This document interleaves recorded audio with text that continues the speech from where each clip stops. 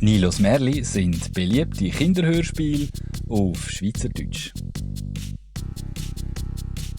Vor langer Zeit als junger Student im Rahmen meiner Abschlussarbeit.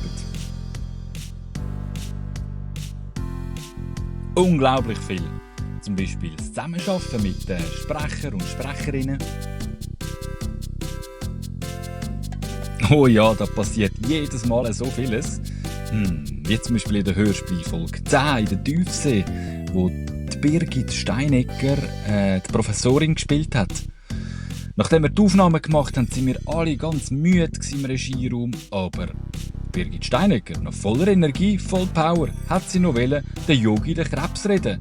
Tja, haben wir so gemacht. Wir sind am Schluss ganz müde und sie ganz lebendig.